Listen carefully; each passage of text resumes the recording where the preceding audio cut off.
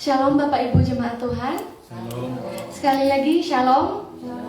Kita bersyukur pada pagi hari ini kita boleh kembali ke rumah Tuhan untuk memuji dan memuliakan nama Tuhan Yesus yang pada saat ini kita juga akan diberkati oleh tema firman Tuhan, hidup sebagai alat kebenarannya, dari Roma pasal 6 ayat 13. Mari Bapak Ibu Jemaat Tuhan, mari kita tenangkan hati dan pikiran kita ambil saat ini.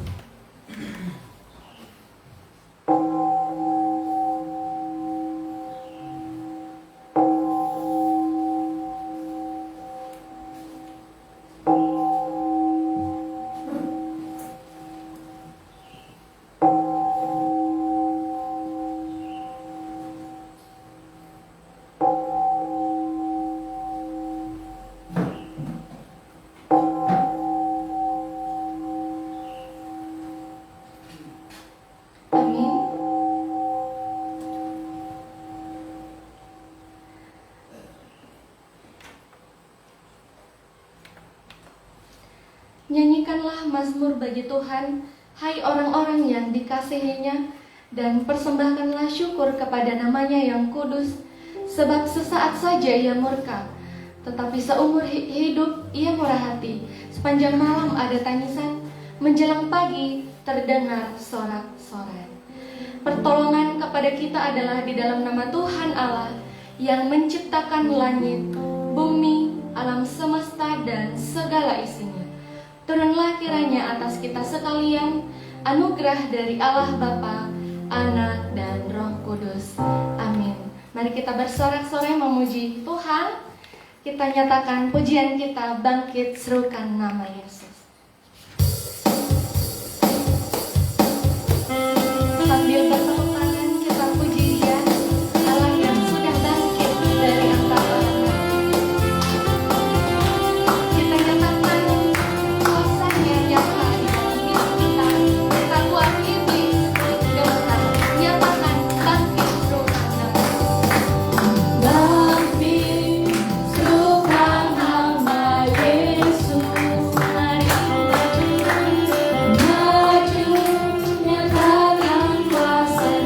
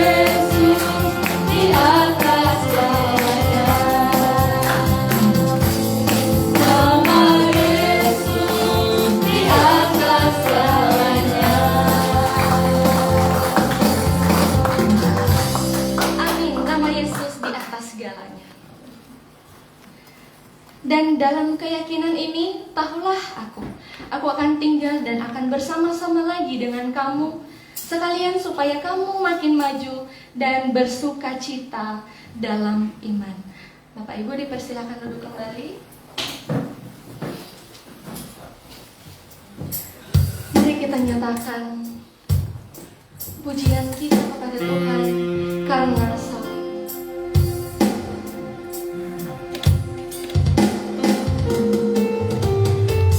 Hanya Dia Tuhan di hidup kita yang memberikan kita hidup yang baru. Darahnya yang menyucikan hati kita dan juga memulihkan hidup saudara. Kita nyatakan Dialah segalanya. Hanya Kau Tuhan.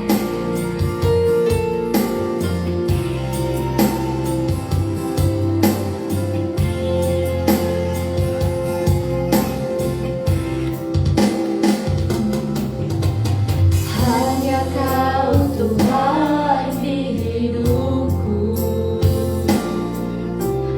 Kau berikan hidup yang baru.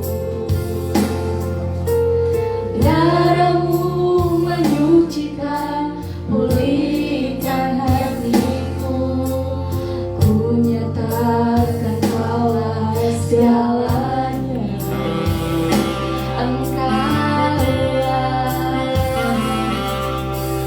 Engkaulah sumber pengharapan. Kuasa-Mu sanggup menyembuhkan. Jiwaku pun berserah hanya kepadamu. Yesus, Kaulah segalanya karena salib-Mu. Karena salib-Mu ku hidup. Karena salib-Mu ku menang. Engkau yang berkuasa sanggup untuk melakukan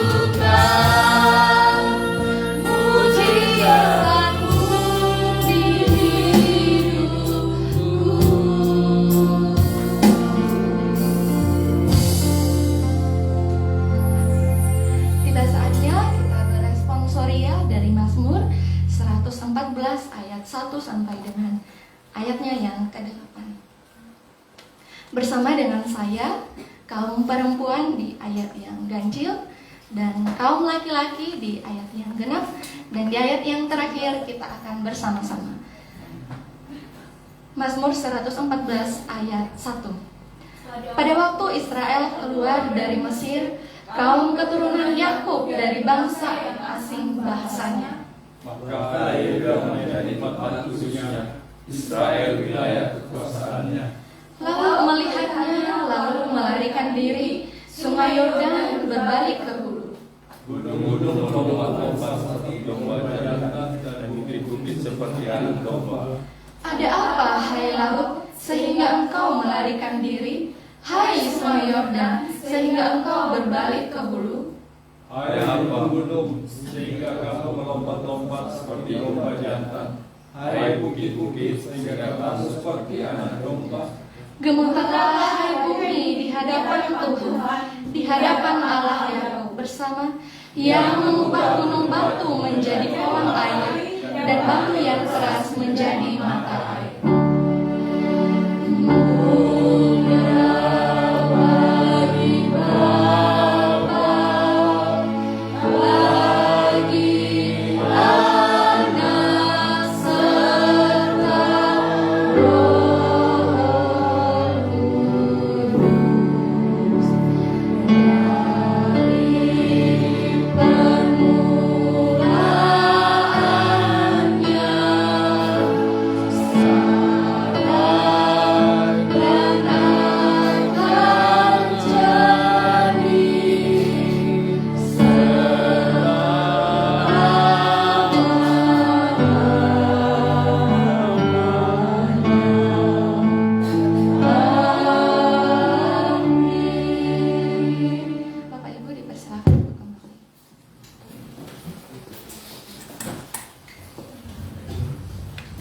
Mari kita mempersiapkan hati kita untuk menyambut daripada kebenaran firman Tuhan.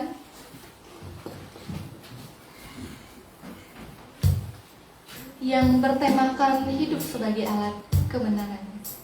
Kita sambut firman Tuhan dengan menyanyikan lagu pujian Kasih-Mu Tiada Duanya.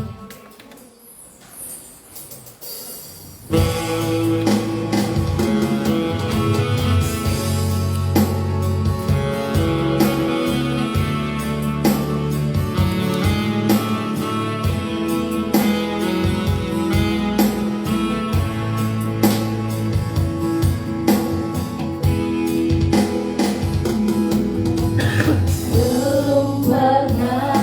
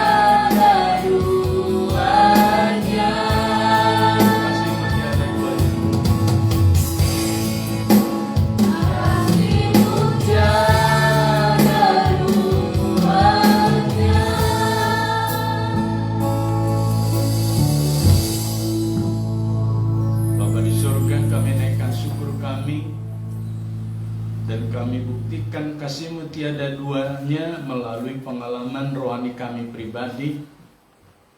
Di tengah segala kesibukan kami mengutamakan Engkau di antara sekian prioritas hidup yang sudah ada dalam daftar listing hidup kami. Dan kami beribadah kepada Engkau di dalam Minggu Paskah ini ya Tuhan.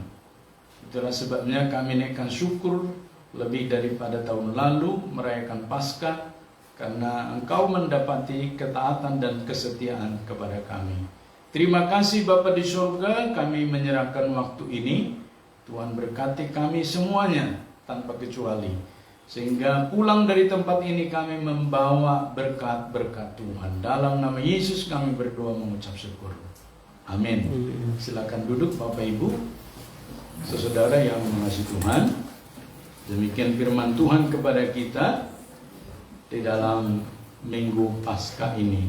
Hidup sebagai alat kebenarannya, yang diambil dari Roma 6 ayat 13. Tetapi agar kita dapat mengetahui arti di ayat 13 itu, kita membaca keseluruhan dari ayat 1 sampai dengan 14. Demikian firman Tuhan, saya akan membacakan untuk kita sekalian. Silakan Bapak Ibu menyimak dalam hati. Jika demikian, apa yang hendak kita katakan? Bukankah kita bertekun dalam dosa supaya semakin bertambah anugerah itu? Sekali-kali tidak. Bukankah kita telah mati bagi dosa? Bagaimanakah kita masih dapat hidup di dalamnya? Atau tidak tahukah kamu bahwa kita semua yang telah dibaptis dalam Kristus Yesus telah dibaptis dalam kematiannya?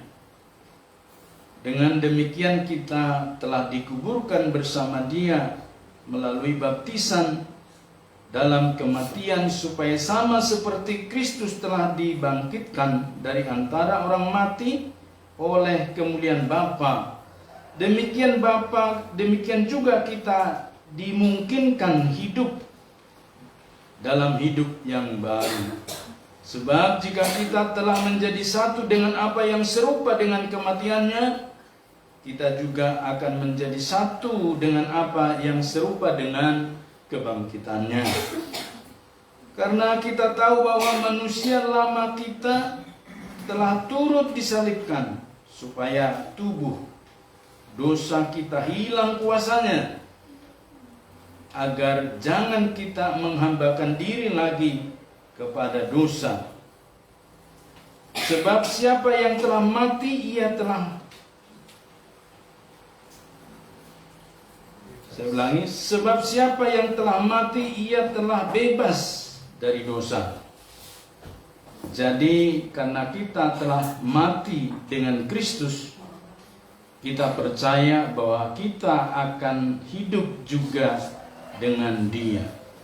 Sebab kita tahu bahwa sesudah dibangkitkan dari antara orang mati, Kristus tidak mati lagi, maut tidak berkuasa lagi atas Dia. Sebab Ia mati, yakni mati terhadap dosa, satu kali untuk selama-lamanya. Namun Ia hidup, yakni hidup bagi Allah. Demikianlah hendaknya kamu memandangnya, bahwa kamu telah mati terhadap dosa, tetapi kamu hidup bagi Allah dalam Kristus Yesus. Sebab itu, hendaklah dosa jangan berkuasa lagi di dalam tubuhmu yang fana, supaya kamu jangan lagi menuruti keinginannya. Janganlah menyerahkan anggota-anggota tubuhmu kepada dosa untuk menjadi senjata kelaliman, tetapi serahkanlah dirimu kepada Allah sebagai orang-orang yang dahulu mati, tetapi sekarang hidup. Serahkanlah anggota-anggota tubuhmu kepada Allah untuk menjadi senjata kebenaran. Sebab dosa tidak akan berkuasa lagi atas kamu, karena kamu tidak berada di bawah hukum Taurat, tetapi di bawah anugerah. Janganlah menyerahkan anggota-anggota tubuhmu kepada dosa untuk menjadi senjata kelaliman, tetapi serahkanlah dirimu kepada Allah sebagai orang-orang yang dahulu mati, tetapi sekarang hidup. Serahkanlah anggota-anggota tubuhmu kepada Allah untuk menjadi senjata kebenaran. Sedemikian jauh pembacaan firman Tuhan kepada kita, Bapak Ibu, saudaraku yang mengasihi Tuhan.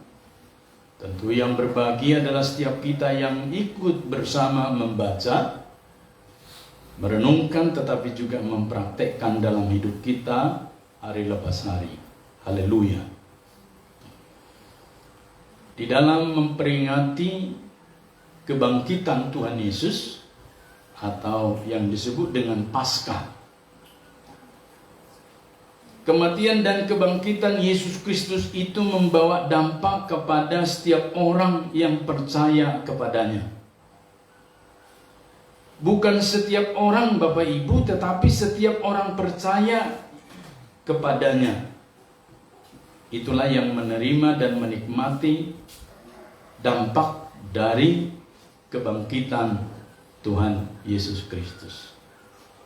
Nah, nas yang kita baca tadi, secara khusus nas dari Persekutuan Gereja-Gereja di Indonesia dan KWI, ayat yang ke-13, sehingga disimpulkan dengan satu tema, hidup sebagai alat kebenarannya.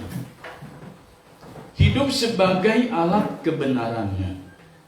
Bapak Ibu saudaraku yang mengasihi Tuhan, mengingatkan kita, nas itu berbicara tentang 3 hal.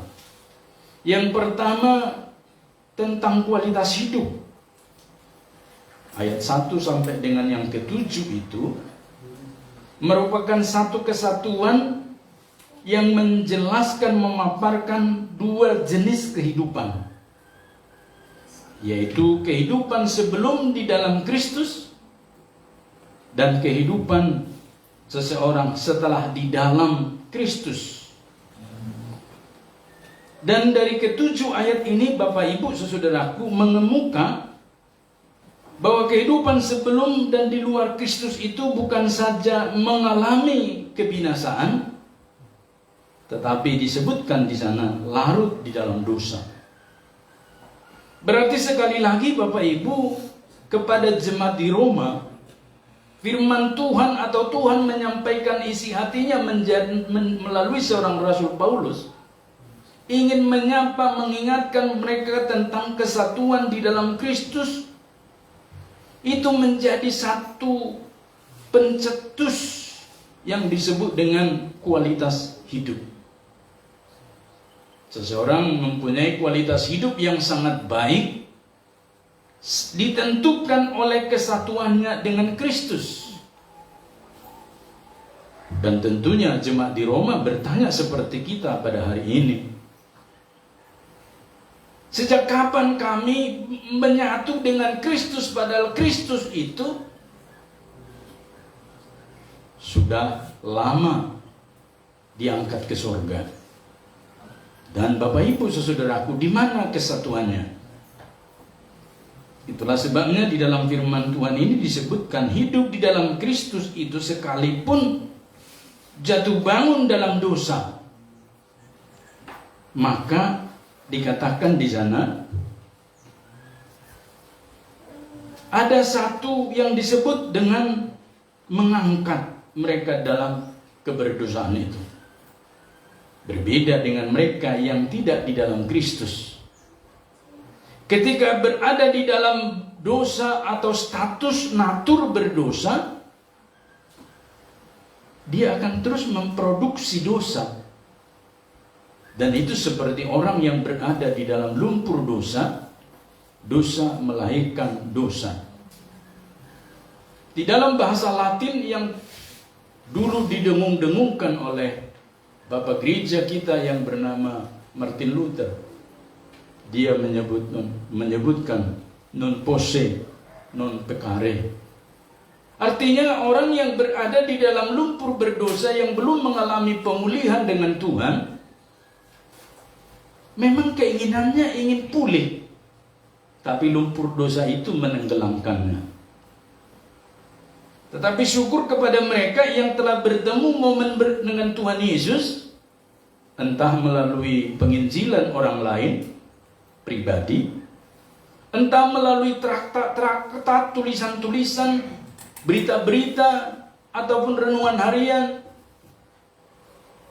Kalau istilah sekarang, apakah melalui medsos, orang bertemu dengan Sang Firman Yesus. Atau juga Bapak Ibu saudaraku dengan terang-terangan menerima kitab ini, atau berkeinginan mencari kitab ini yang bagi orang-orang tertentu itu adalah polemik. Yang acap kali kita dengar polemik yang mereka tuduhkan itu ini adalah palsu. Dia bandingkan terjemahan Pan Opusien tahun 39. Dia bandingkan dengan terjemahan pertama tahun 48 bahasa Melayu. Dia bandingkan dengan terjemahan baru tahun 74. Dia bandingkan mungkin dengan ini terjemahan terbaru Bapak Ibu TB2. Maka mereka pasti banyak pusing.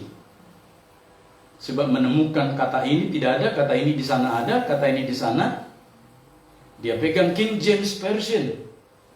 Dia pegang NIV. Dan segala macam. Belum lagi dia pegang Deuterokanonika. Maka mereka sampai kepada pusing pala berbi. Sebab memang Bapak Ibu saudaraku yang kita pegang ini semuanya adalah tafsiran. Ini adalah terjemahan. Kalau mau bertemu teks aslinya, pergilah ke Roma. Di sana ada gulungan kitab Injil ini. Ribuan Bapak Ibu. Manuskripnya yang ditulis dalam papirus-papirus itu. Saking tidak bisa lagi Bapak Ibu dipegang itu, kita hanya melihat dari sisi kamera. Jadi membacanya dengan kamera. Dengan kodeks-kodeksnya. Bapak Ibu saudaraku, tetapi yang mereka persoalkan adalah terjemahan. Dan acap kali kita orang percaya tidak mengerti proses dari Alkitab kita ini, karena waktu kita katekisasi, kita sering ngantuk. Yang penting isi absen, nanti CD, pakaian putih, lalu makan-makan di rumah, lalu ini dan itu, dikasih angpau, senang-senang, lupa esensinya Bapak Ibu. Makanya pada bagian ini disebutkan, hidup di dalam Kristus sekalipun jatuh bangun dalam dosa, tetapi mengalami pembasuhan atau penyucian oleh Kristus. Jadi kalau ditanya hari ini Bapak Ibu saudaraku, orang yang di dalam Kristus atau orang yang masih belum di dalam Kristus, pernah enggak jatuh dalam dosa? Tentu. Hanya bedanya mereka mewarisi dosa itu belum dipulihkan. Tetapi kita telah dipulihkan. Maka ketika kita jatuh dalam dosa itu namanya dosa perbuatan. Maka ada ruang untuk itu disebut dengan pengakuan. Tetapi bagi mereka harus menerima Yesus pertama sekali. Itulah sebabnya dikatakan di ayat ke-8 Bapak Ibu tentang kualitas hidup itu yang membedakannya. Sebab jika kita telah menjadi satu dengan apa yang serupa dengan kematiannya, sudah serupa belum kita dengan kematiannya? Bapak Ibu saudaraku, ini sederhana.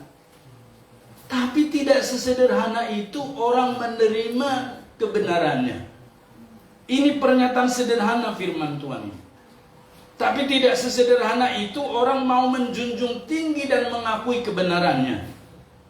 Menjadi satu dengan Kristus dalam kematiannya. Tentu di dalam Roma 10 jawabannya Bapak Ibu. Ketika seseorang mengaku dengan mulut ya, percaya dalam hati, itu kan dikerjakan Roh Kudus. Saya berulang-ulang menguji hipotesis ayat itu ke rekan saya, teman saya sejak SMP. Berulang-ulang dia katakan, bagus benar kitabmu, luar biasa Tuhanmu. Tapi saya tidak bisa imani. Oke, closing pertemuan pertama, tingkat remaja. Kemudian kami masuk tingkat remaja lanjutan di SMA, ketemu lagi. Mantap, maknus benar bunyi kitabmu ini. Ketika dikatakan Yesus, salut saya sama Tuhan Yesus, hormat saya katanya. Tapi closing lagi, saya tidak bisa imani. Dan ketika kami sama-sama kuliah Bapak Ibu, dia mengambil fakultas hukum, makin kacau lagi. Menurut hukum-hukum, sudah pakai hukum dia sekarang.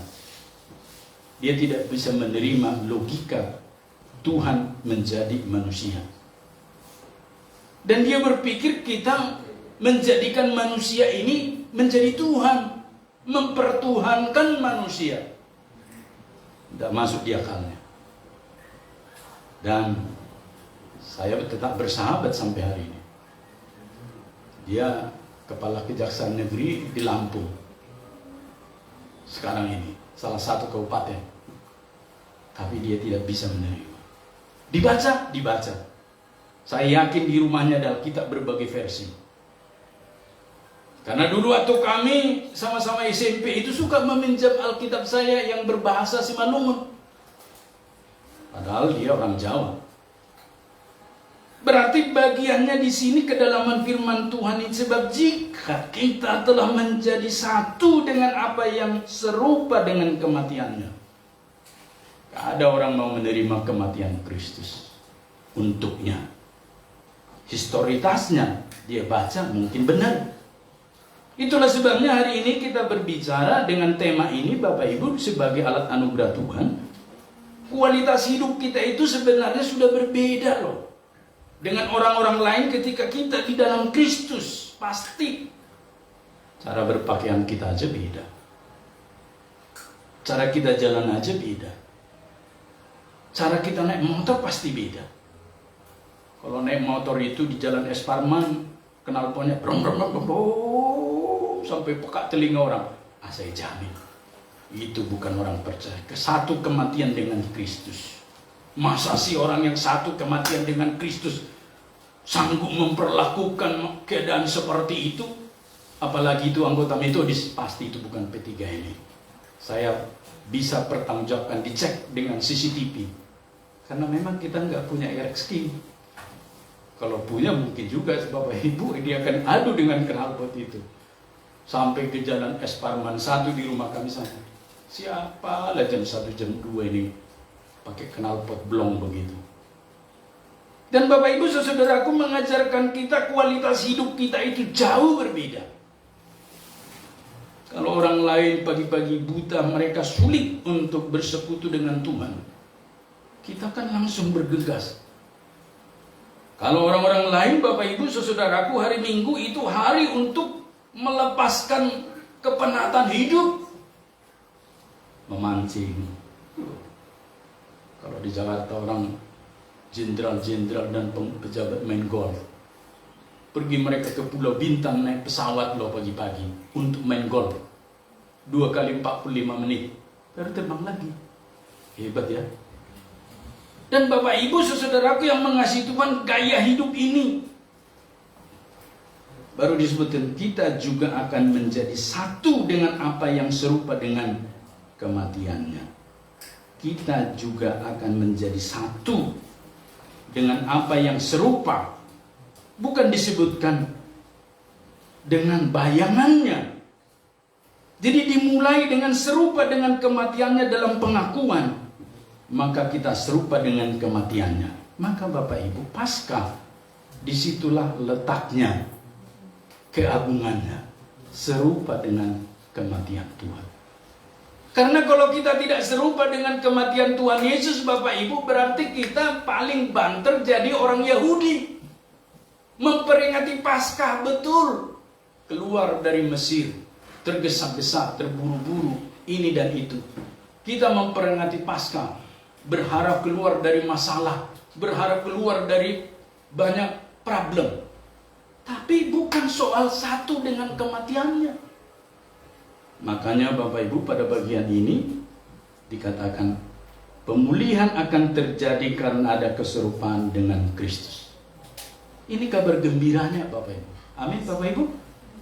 Saudara, kita pergumulan apapun yang punya hari ini jikalau kita listing satu-satu Bapak Ibu.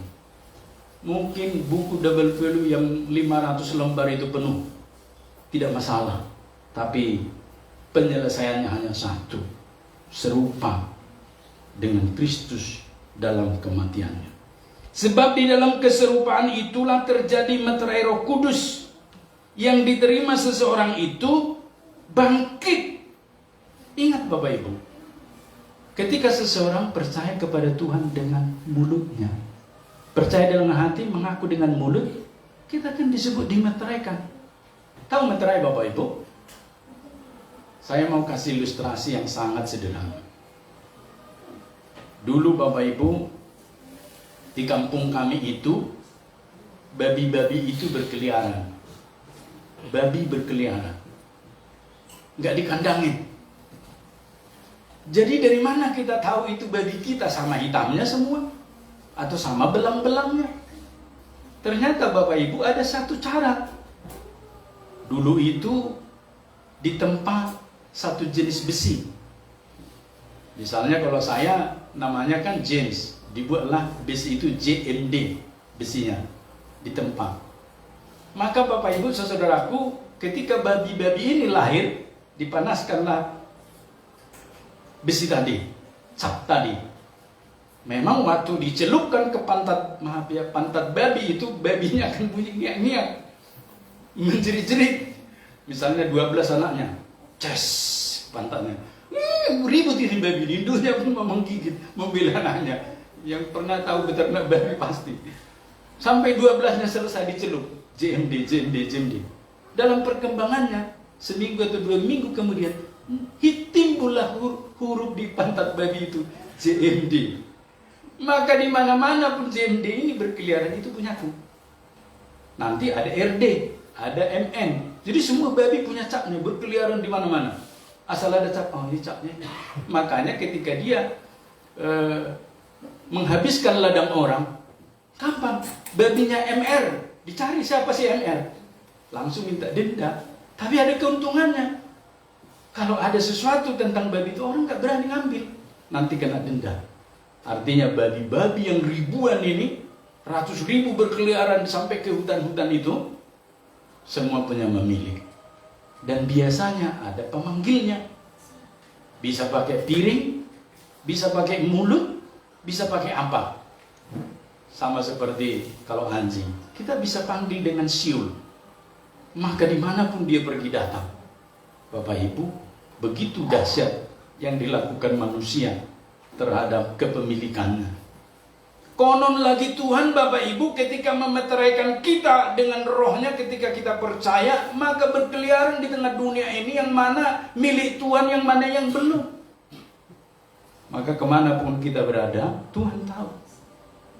Dan ini milikku, dan ini belum. Dan Bapak Ibu saudaraku, acap kali kembali kepada babi-babi tadi. Bisa pula babi ini kadang-kadang datang membawa babi liar.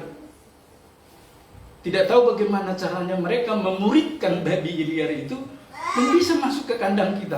Ketika dipanggil sore-sore datang, lah ini babi liar. Oh ini seperti babi celeng, tidak apa-apa. Malam-malam kita pegang, kita celup, cap lagi. JMD, dan seterusnya, makin bertambah banyak.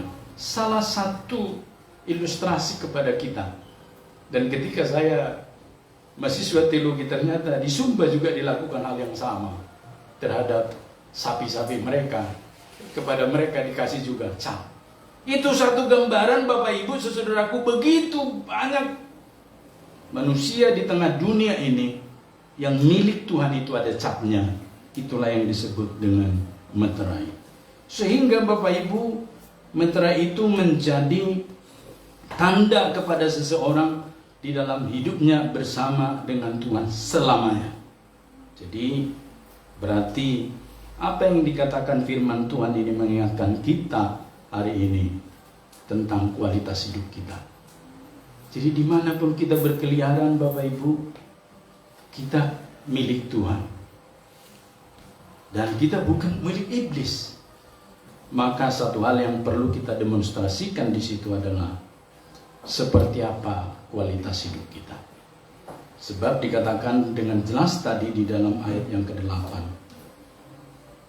kesatuan dengan kematian Kristus itu menjadi satu poin yang memberikan kita satu landasan yang kuat hidup bersama dengan Tuhan. Yang kedua, Bapak Ibu, pada ayat 8 sampai dengan ke-12 ini disebutkan sebagai kebangkitan Kristus merupakan satu momentum hidup yang sebenarnya. Momentum hidup yang sebenarnya bukan lagi soal kualitas. Sekarang masuk lebih dalam lagi tentang kualitas hidup yang sebenarnya. Sehingga dapat disebutkan ini merupakan satu saringan, merupakan satu proses, merupakan satu bagian yang diizinkan Tuhan supaya kita dibentuk sesuai dengan keinginannya. Itulah sebabnya di dalam hidup kita berlaku dua hal, percepatan dan perlambatan. Ada kalanya Bapak Ibu untuk mencapai segala sesuatu cepat. Bukankah dalam hidup kita untuk mempercepat sesuatu kita buat? Maka diciptalah mie instan, makanan-makanan instan kan supaya cepat. Bapak Ibu, orang lebih suka sekarang lebih cepat, akselerasi. Berbicara tentang komputer, Pentium 1, Pentium 2, Pentium 3, sampai apa sekarang saya kurang paham. Supaya akselerasinya cepat, makin baik, instan.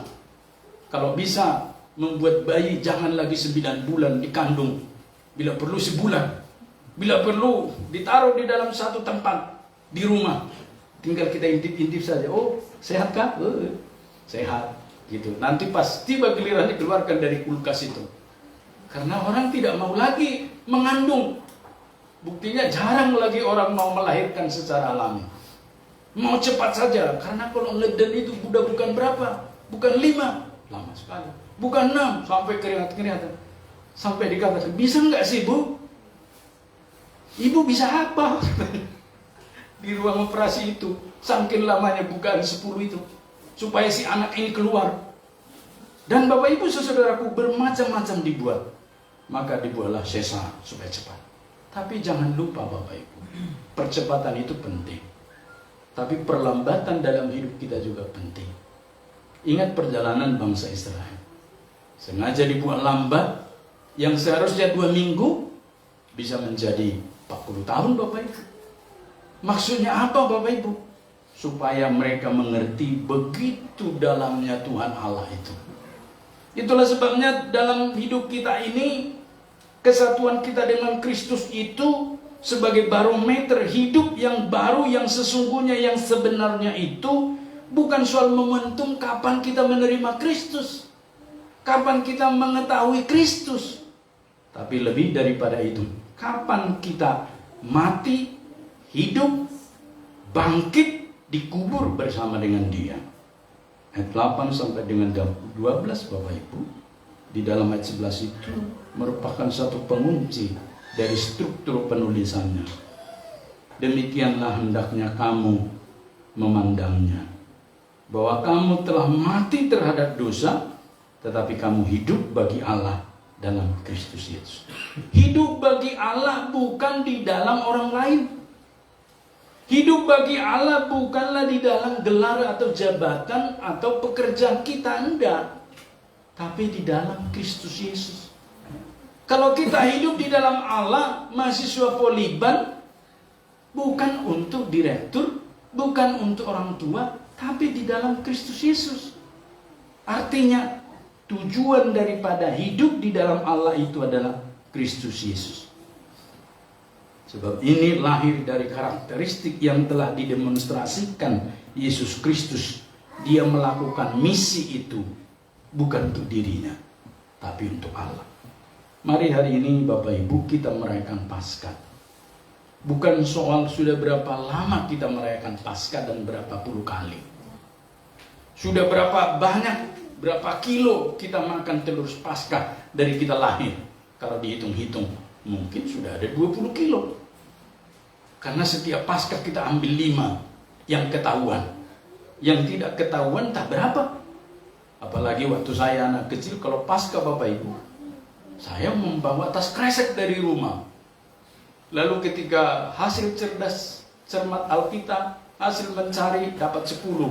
Tapi pas guru-guru sekolah minggunya lengah, masuk tangan saya ke tempat telur itu, ambil 5 lagi. Lalu saya bawa ke rumah, dengan bangganya saya bagi-bagi kepada seisi rumah hasil curian itu, Bapak Ibu. Entah berapa puluh kali hal seperti itu terjadi, mengingatkan kita, Bapak Ibu, bukan soal seberapa banyak kita merayakannya. Itulah sebabnya ini merupakan satu momen kepada kita, Bapak Ibu jemaat yang mengasihi Tuhan. Torehlah di mana kita menjadi bagian daripada hidup momentum di dalam Kristus yang sebenarnya. Saya suka berFacebook, Bapak Ibu. Semenjak saya mengenal Facebook dan Facebook melaunching Facebook itu sekitar tahun 92 atau 93, saya berFacebook. Bapak Ibu saudaraku, apa yang menarik di sana? Pertama, saya ditolong Facebook memflashback peristiwa tahun 92 dalam hidup saya. Karena saya posting paling tidak sebulan itu saya posting 4 kali. Foto saya kah? Foto pelayanan saya kah?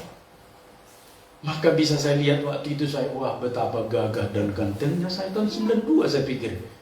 Berbeda dengan sekarang. Tetapi lebih daripada itu saya bisa mengingat betapa saya masih sekecil-kecil itu sudah ada di dalam rumah Tuhan, melayani Tuhan. Waduh, semakin mengingatkan saya betapa Tuhan itu baik. Karena memori saya terbatas menyimpan memori pikiran saya, tetapi dengan dibantu itu, maka saya bisa ingat. Bukankah Facebook itu lebih bersahabat dengan kita? Peristiwa 10-20 tahun yang lalu di tanggal yang sama dia konfirmasi ke kita. Berarti dia sangat friendly dengan kita. Adakah kita, Bapak Ibu, sekalipun suami istri ingatkan peristiwa 20 tahun yang lalu? Belum tentu. Bahkan suatu ketika kami suami istri pernah lupa tanggal pernikahan kami, sama-sama lupa. Dan ketika saya buka Facebook, diingatkan Happy Wedding Anniversary. Oh, kita ulang tahun hari ini. Iya. Berarti kita sama-sama lupa. Itu artinya kita bisa lupa, tetapi sarana-sarana anugerah yang disediakan Tuhan diizinkan ya. Asal jangan salah menggunakan. Pasti itu bermanfaat dalam hidup kita. Berarti momentum hidup baru kita itu bersama dengan Kristus itu menjadi satu momen yang terus-menerus tercipta ketika kita terus dari kemarin ingat hari ini dan lusa.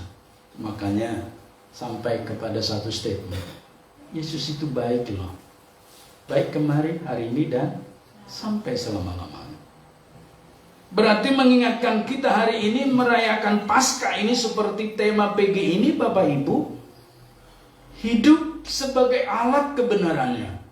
Berarti kita bukan saja diingatkan dalam kualitas hidup kita, tetapi diingatkan hari ini kita tentang momentum hidup baru. Berarti Paskah selalu hidup baru. Baru. Tahun lalu merayakan Paskah di mana? Seperti apa? Kita bisa lupa. Simpanlah itu baik-baik. Saya masih ingat kita merayakan Paskah pertama kali tahun 2021 di depan sana, gereja kita yang lama.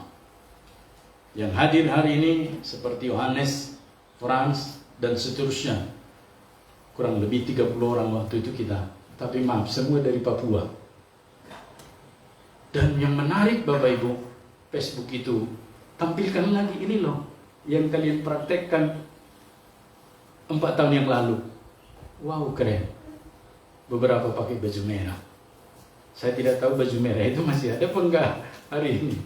Dan mengingatkan kita hari ini Bapak Ibu momentum. Jadi Paskah itu momentum, ciptakanlah. Buatlah, lakonilah. Dan itu artinya kita melakukannya yang baru. Jangan yang lama. Dulu kita merayakan Paskah begini. Ya boleh berubah. Boleh sesuatu dinamis. Jikalau kita punya uang, boleh kita beli lembu sapi, kita potong di depan, kita bagi-bagi ke orang kalau kita nggak sanggup memakannya semua. Dan seterusnya Bapak Ibu. Ada banyak momen bisa kita lakukan. Maka pesan itu kepada jemaat di Roma. Mereka ini kan perantau. Lalu kemudian mengikut Tuhan Yesus, tadinya beragama Yahudi. Mereka terobsesi menciptakan yang baru. Maka hari-hari ini sangat berkesan sekali ikan panggang tadi pagi itu. Jadi siapa yang menikmati ikan panggang tadi pagi itu merupakan satu momen. Wah, dulu kita, kata Yoel, kita dulu waktu muda-muda makan ikan panggang di gereja kita yang lama, begini begitu. Itu merupakan satu benih iman. Bukankah jejak yang kita ikuti sekarang ini jejak-jejak yang mereka telah torehkan dalam hidup kita? Mereka yang telah berjuang di jalan salib itu, bukankah kita mengikuti dengan versi kita? Maka hari ini Bapak Ibu, praktekkanlah momentum hidup baru yang sebenarnya di dalam Kristus. Di dalam Kristus Yesus, seseorang menerima dan mengalami rahmat hidup yang baru. Sekali lagi, dengan rahmat yang baru. Yang ketiga Bapak Ibu, baru masuk kepada tema itu, yaitu kesatuan seseorang dengan Kristus berdampak kepada penguasaan diri. Ayat 13 sampai dengan 14 ini dampak dari kualitas hidup, dampak dari momentum hidup baru yang sebenarnya bersama Kristus, dan kemudian baru bisa seseorang itu mempunyai dampak menguasai diri. Tidak pernah ada teori yang menyatakan kita bisa menguasai diri kita 100%, kecuali jika kita bersama dengan Yesus. Hanya karena di dalam Kristus seseorang mampu menguasai dirinya. Tanpa di dalam Kristus, maka hidup seseorang berpusat kepada dirinya sendiri dan menuruti ukuran yang dibuatnya sendiri.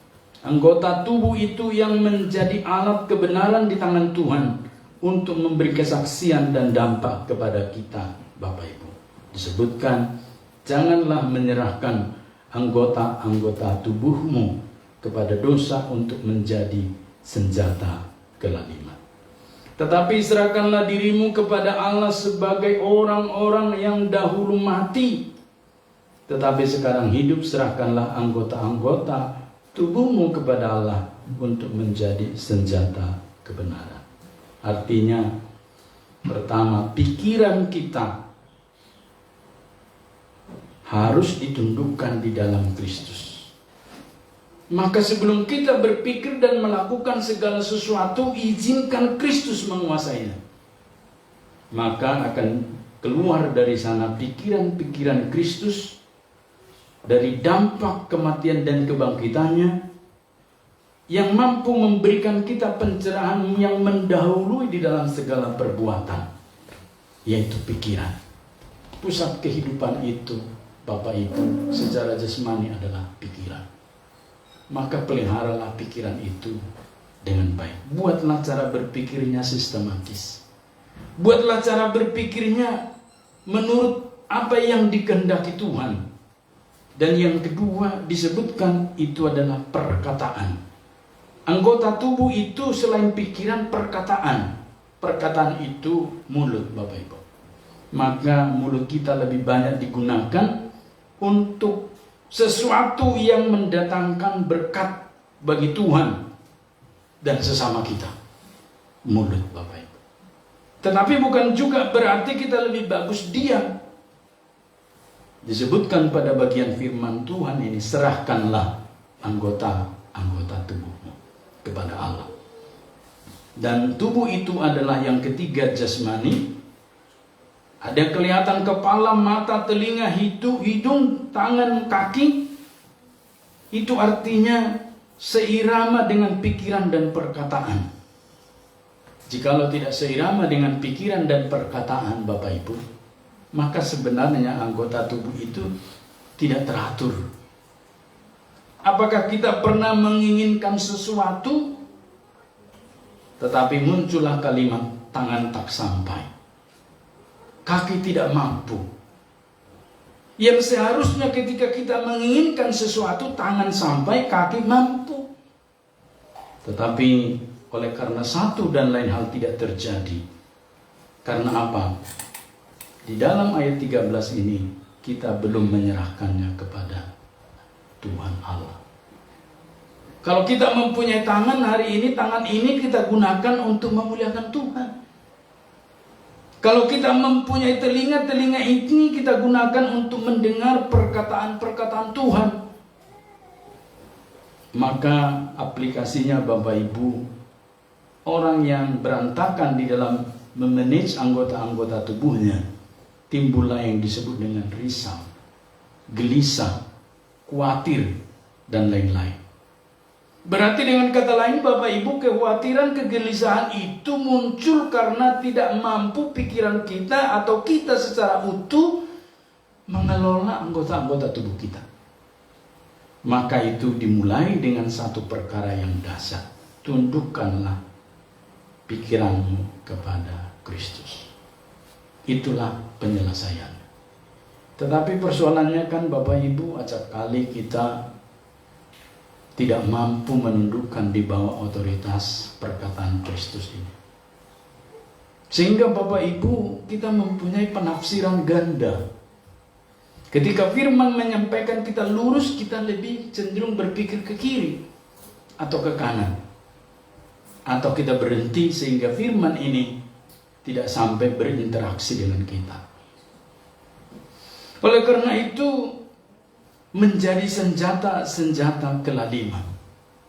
Kata kelaliman itu Bapak Ibu tidak kita terima dengan satu penjelasan bahwa kelaliman itu adalah satu bentuk kejahatan yang dilakukan penguasa, bukan.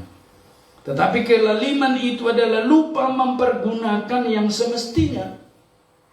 Jadi Bapak Ibu saudaraku, ketika kita tidak menggunakan kaki pada semestinya, itu namanya kelaliman. Semestinya kaki digunakan menyenangkan Tuhan. Semestinya kaki digunakan melangkah, melakukan sesuatu yang menyenangkan Tuhan dan menjadi berkat bagi sesama. Tetapi karena kita tidak mampu mengelolanya, oleh karena pikiran kita berpikiran yang macam-macam dan tidak tunduk di bawah pikiran Kristus, maka yang terjadi adalah kelaliman.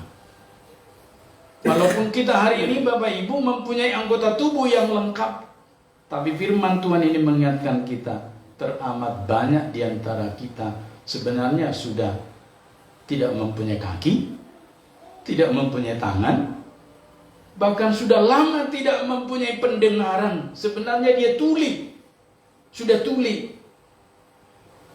Dan sebenarnya Bapak Ibu sudah tidak mempunyai hati lagi. Tetapi yang ada ini hanyalah satu penampilan jasmani. Itulah sebabnya kata kelaliman itu karena kita tidak gunakan semestinya. Kalau kita mempunyai mata, kita gunakan untuk semestinya. Kalau kita mempunyai pikiran-pikiran yang semestinya.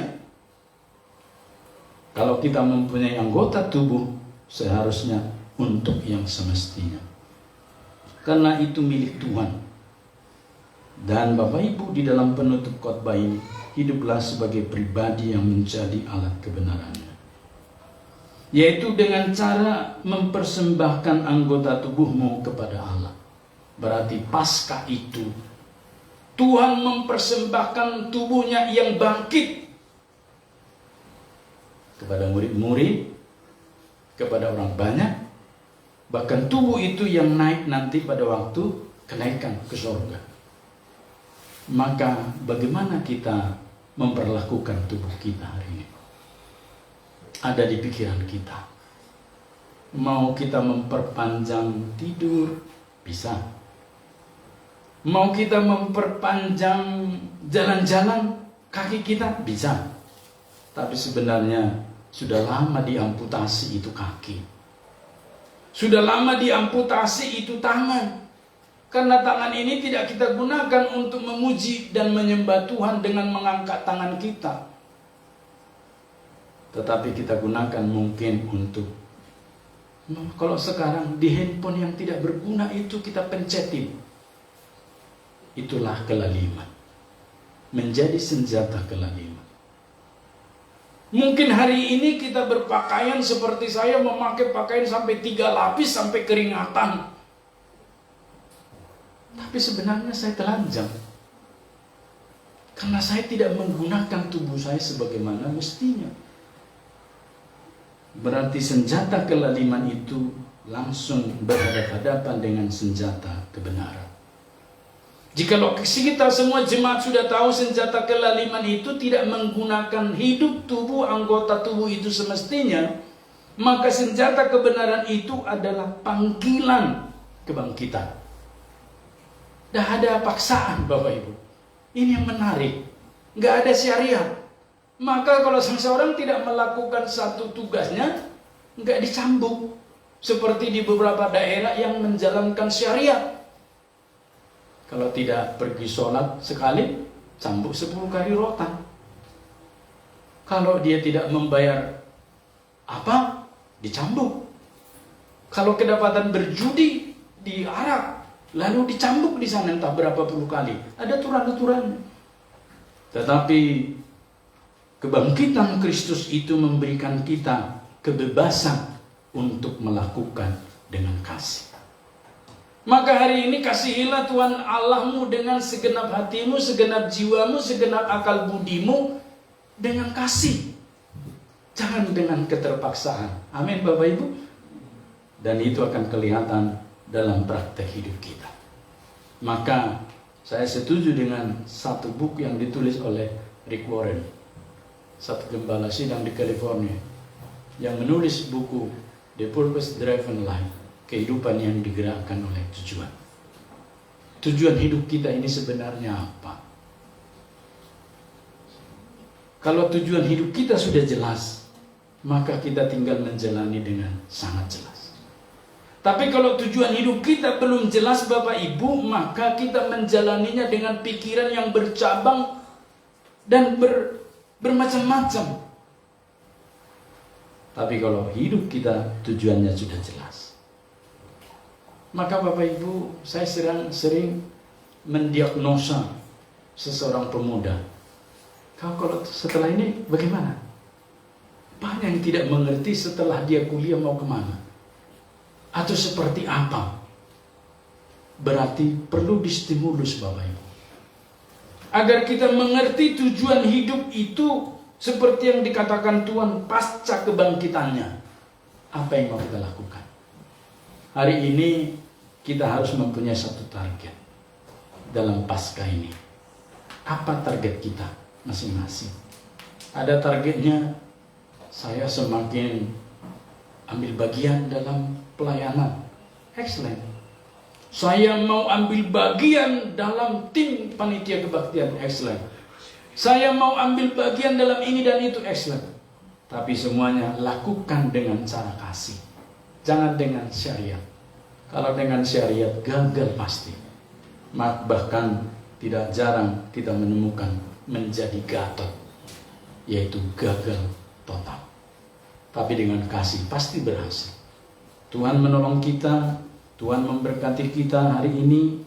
Di dalam Paskah kita hari ini, buat satu tekad. Tuliskan, nyatakan, lakukan, lakoni. Maka seperti tema Paskah ini, maka hidup kita menjadi alat kebenarannya, bukan senjata kelaliman. Amin. Kita berdoa. Terima kasih Tuhan Yesus untuk berkat-Mu kepada kami. Tolonglah Bapa sehingga kami terus mengalami penyempurnaan hidup sehari demi sehari. Dalam nama Yesus kami berdoa, mengucap syukur. Amin.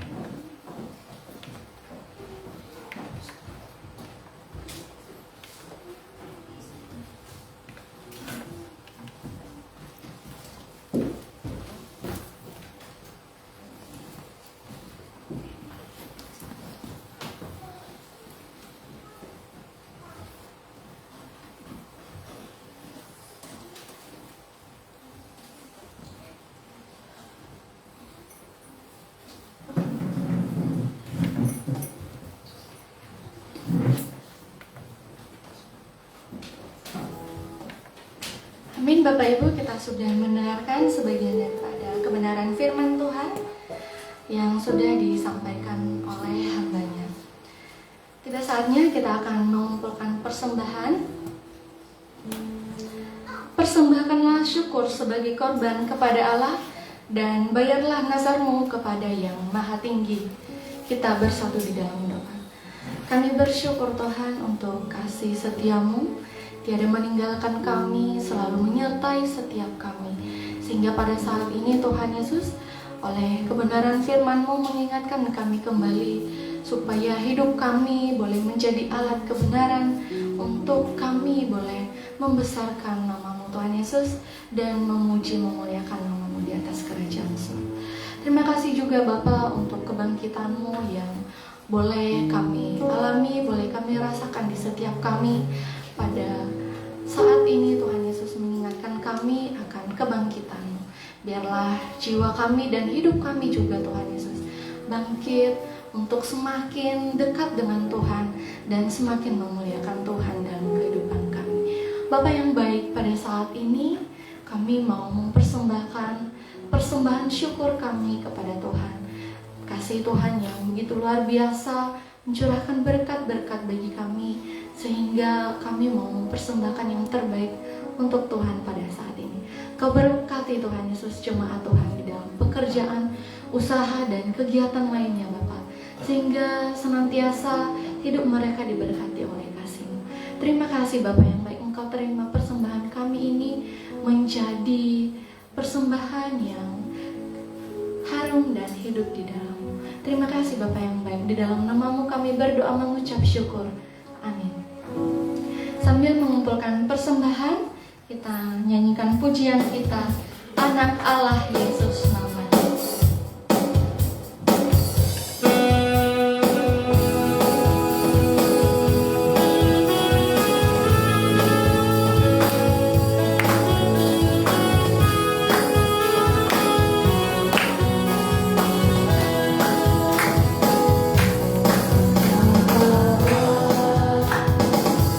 Yesus namanya, menyembuhkan.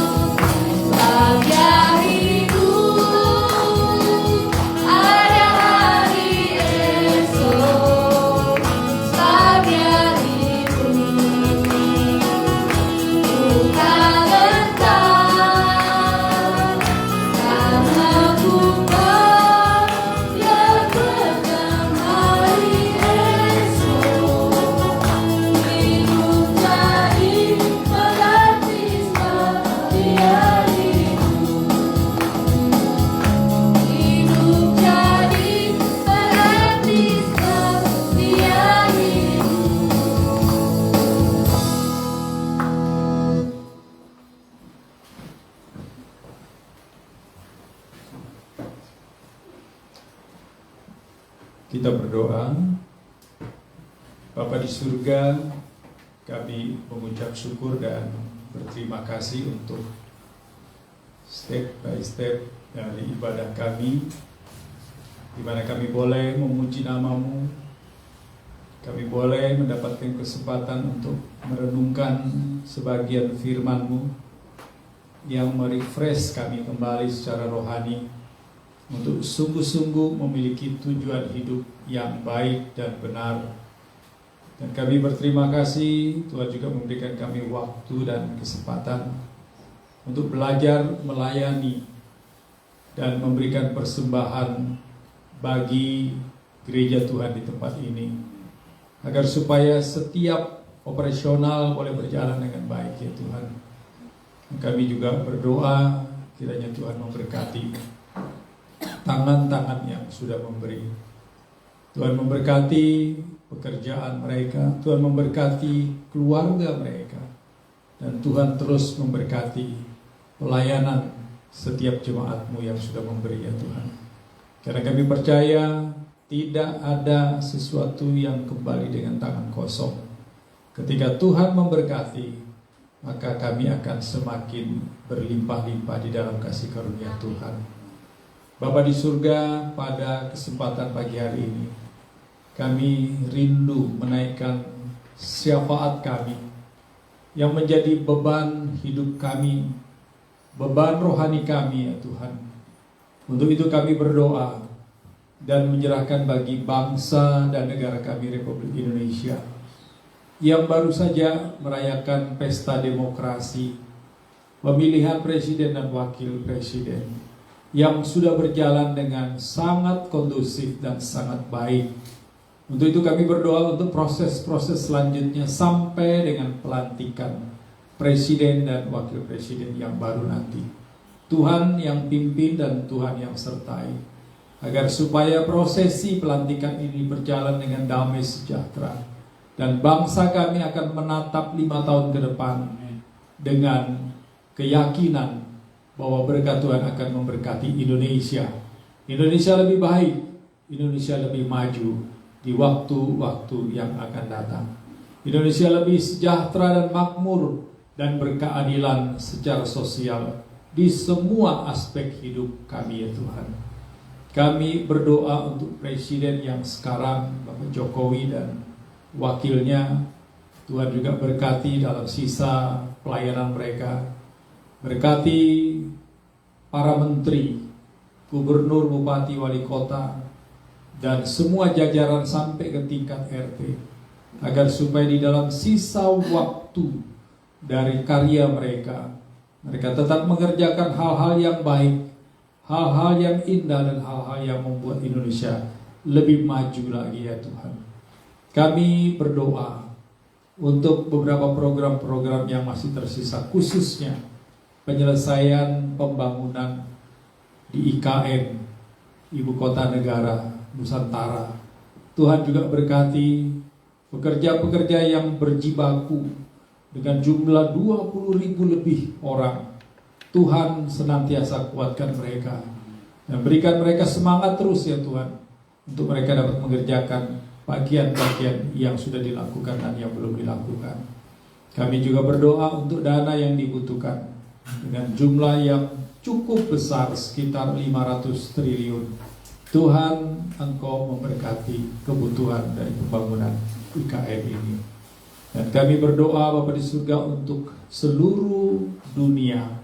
Ada pergolakan-pergolakan politik, ada peperangan-peperangan yang saling bunuh-membunuh satu dengan yang lainnya. Kami berdoa untuk Israel dan Palestina yang sampai hari ini masih belum kondusif. Tuhan, kiranya Engkau memberkati, menyertai kedua bangsa yang sudah berpuluh-puluh tahun bertikai ini. Biarlah ada satu waktu dan kesempatan mereka hidup dalam damai, mereka hidup di dalam kebersamaan, mereka boleh hidup dalam kekeluargaan. Segala sesuatu yang bersifat mengusik kedamaian mereka, orang-orang yang berupaya untuk mencari persoalan dan masalah, Tuhan, Engkau jamah hati mereka supaya mereka boleh belajar untuk mengedepankan kemanusiaan ketimbang kepentingan kelompok dan juga kepentingan politik mereka. Kami berdoa juga ya Tuhan untuk Rusia yang juga bertikai dengan negara tetangga mereka ya Tuhan. Tuhan tolong agar supaya Rusia dan Ukraina juga dapat kembali hidup dalam damai, sehingga pergolakan-pergolakan yang tidak penting boleh dapat dieliminir, sehingga mereka hidup di dalam keadaan dan suasana yang penuh dengan kedamaian. Dan beberapa hal-hal yang menyangkut dengan kehidupan mereka, baik secara politik, baik itu secara sosial, pendidikan, kesehatan dan lain sebagainya boleh berjalan juga dengan baik ya Tuhan. Demikian juga di belahan dunia lainnya ya Tuhan. Kami tetap berdoa Afghanistan dan daerah-daerah lainnya ya Tuhan yang masih ada banyak betul kekerasan-kekerasan. Tuhan, biarlah damai sejahtera-Mu, kuasa-Mu Tuhan nyatakan di tengah-tengah mereka, agar supaya bangsa-bangsa ini boleh hidup di dalam damai dan sejahtera daripada Tuhan sendiri. Kami juga berdoa dan menyerahkan bagi gereja kami, Gereja Metodis Indonesia ya Tuhan. Kami serahkan ke dalam tangan kasih-Mu, baik yang ada di Banjarmasin, baik yang menjadi pengasuh kami, pengampu kami, GMI Grace Jakarta, demikian juga secara sinodal. Kami berdoa kiranya senantiasa ada hubungan, harmonisasi yang baik satu dengan yang lain. Ada satu kerjasama, saling tolong-menolong, saling memperhatikan, saling membangun satu dengan yang lain, baik secara rohani maupun secara fisik. Kami berdoa untuk pimpinan tertinggi di dalam sinode GMI. Tuhan berkati, berikan hikmat, akal budi kepada mereka untuk dapat melakukan pekerjaan-pekerjaan pelayanan Tuhan secara baik, baik di tingkat lokal maupun di tingkat sinodal ya Tuhan. Kami berdoa upaya-upaya penginjilan yang dirancang oleh tiap-tiap gereja, khususnya GMI, Tuhan berkati agar supaya strategi-strategi penginjilan juga boleh dapat dilakukan, ditetapkan dengan baik dan hikmat daripada Tuhan sendiri, agar supaya tiap-tiap daerah memiliki strategi yang jitu, strategi yang tepat, strategi yang kontekstual dengan masing-masing daerah di mana GMI berada ya Tuhan. Kami berdoa dan menyerahkan ya Tuhan untuk komisi misi dari tiap-tiap gereja. Mereka boleh terus melakukan upaya-upaya penginjilan dengan baik ya Tuhan. Dan juga Bapa di surga, kami berdoa dan menyerahkan bagi perintisan pos-pos PI pelayanan di distrik 3. Kami serahkan ya Tuhan ke dalam tangan kasih-Mu. Kiranya Engkau terus memberkati perintisan-perintisan pos-pos pelayanan Injil. Demikian juga dengan yang ada di Banjarmasin. Kami berdoa di Kalimantan Selatan untuk Batu Licin dan juga calon jemaat yang ada di daerah Tanjung dan sekitarnya. Tuhan berkati agar supaya realisasi dari pelayanan-pelayanan pos PI ini boleh terjadi dengan baik ya Tuhan. Kami berdoa untuk dana, kami berdoa untuk tenaga yang akan melayani di tiap-tiap pos PI ini. Tuhan, Engkau yang menyediakannya supaya makin berkembang pelayanan-pelayanan dari gereja-Mu di tempat ini ya Tuhan. Bapa di surga, kami juga berdoa untuk setiap pengurus gereja, baik majelis, pengurus P3MI, P2MI, dan PWMI. Tuhan berkati mereka. Ada kerjasama yang baik, ada semangat yang tidak pernah habis-habisnya, boleh menyertai mereka ya Tuhan di dalam pelayanan mereka. Sehingga pos-pos di dalam kepengurusan dari pelayanan-pelayanan ini boleh terus menguatkan dan membangun gereja-Mu ya Tuhan, khususnya kami di Banjarmasin. Terima kasih Bapa di surga, kami serahkan waktu-waktu selanjutnya dalam tangan kasih-Mu. Berkati setiap kami dan sertai kami di dalam perjalanan hidup kami, dan apa yang kami kerjakan khususnya bagi gereja-Mu di tempat ini. Tuhan, biarlah Engkau terus memberkati kami, agar supaya terus kami bekerja sama, bersemangat di dalam melayani dan pekerjaan Tuhan. Terima kasih Bapa di surga, ini doa kami yang kami bawa, kami letakkan di bawah kaki salib-Mu, dan kami akhiri semuanya ini dengan doa yang Engkau ajarkan kepada murid-murid-Mu. Doa Bapa kami. Bapa kami yang di surga, dikuduskanlah nama-Mu, datanglah kerajaan-Mu, jadilah kehendak-Mu di bumi seperti di surga. Berikanlah kami pada hari ini makanan kami yang secukupnya, dan ampunilah kami yang kesalahan kami, seperti kami juga mengampuni orang yang bersalah kepada kami. Dan jangan membawa kami ke dalam pencobaan, tetapi lepaskanlah kami daripada yang jahat. Karena Engkau yang punya kerajaan dan kuasa dan kemuliaan sampai selama-lamanya. Amin.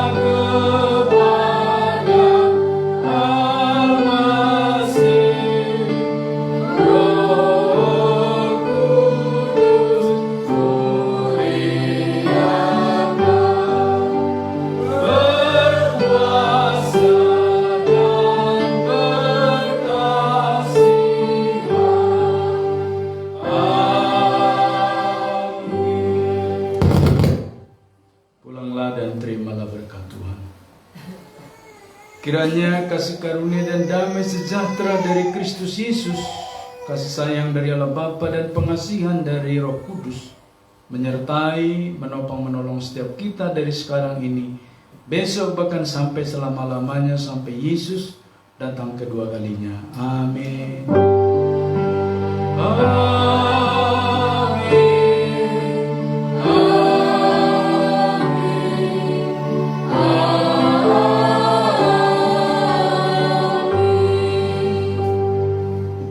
Selesai, Tuhan berkati. Silakan bersandar. Jangan beranjak dari tempat duduk dulu. Kami serahkan ke komisi sosial atau keanggotaan atau yang berkaitan dengan keanggotaan.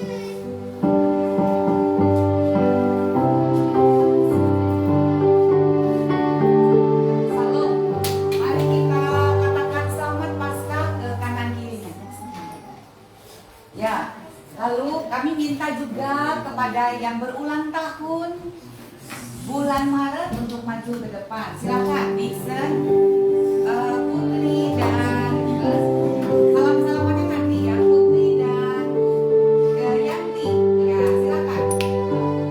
Ada dipasangnya di sebelahnya, ya.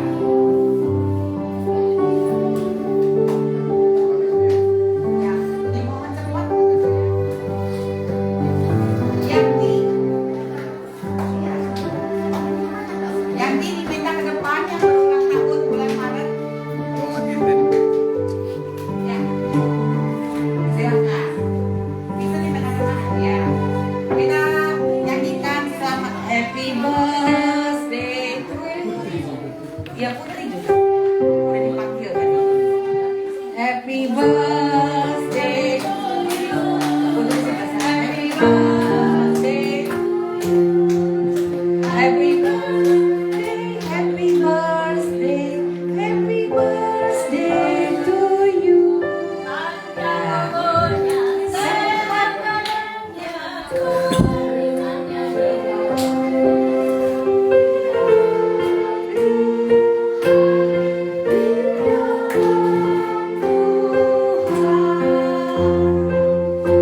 ya, Nixon seperti raja di antara dayang-dayangnya.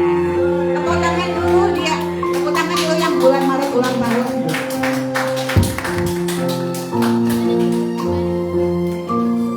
Ya, ya, Ibu Sumitri akan membagikan hadiah bagi yang berulang tahun. Ya, sengaja tidak dibungkus, fresh from oven ya. Silakan. Ya.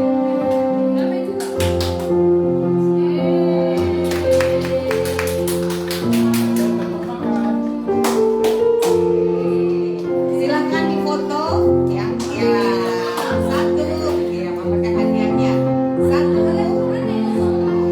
Setelah ini sebelum Yanti membagikan satu lomba, ada lomba telurnya imitasi, nanti bisa ditukar bagi seri yang sesuai pemenang ya. Nanti yang ketemu kertas karton bentuk telur warna biru muda, silahkan lapor ke Yoel. Siapa yang dapat 3, siapa yang dapat 2 ya. Dimulai dari anak sekolah minggu dulu mencari, lalu remaja dan lain-lain ya. Oke, kita akan berdoa untuk yang berulang tahun diminta oleh Pak Pendeta. Kita berdoa untuk yang ulang tahun sekaligus doa makan ya. Karena mereka ulang tahun mereka kita makan. Sudah disediakan oleh Tuhan kita. Baik kita berdoa. Dari Juli.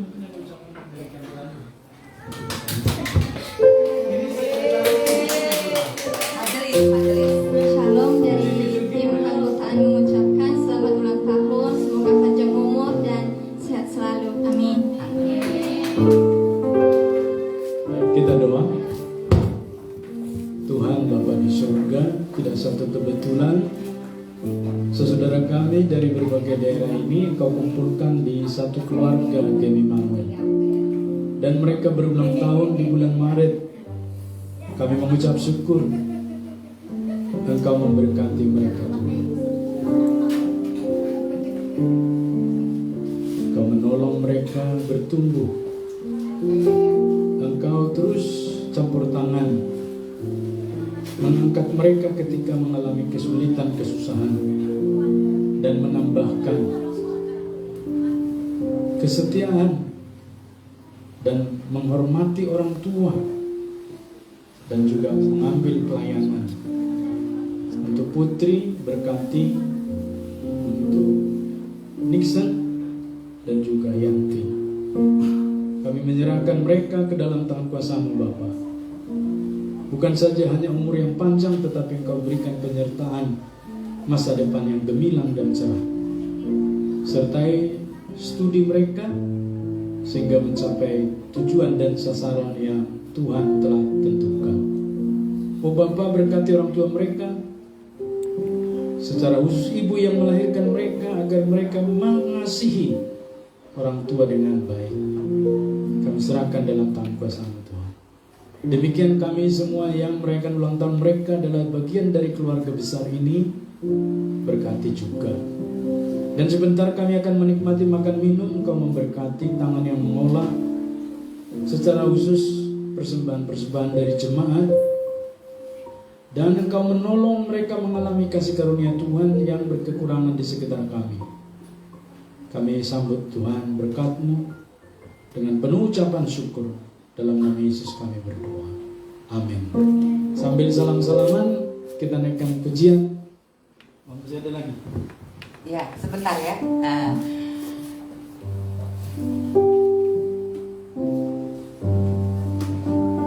Kita akan menyalami yang ulang tahun bersama dengan Pak Pendeta ke depan dengan satu lagu Sebab Dia Hidup Ada Hari Esok ya.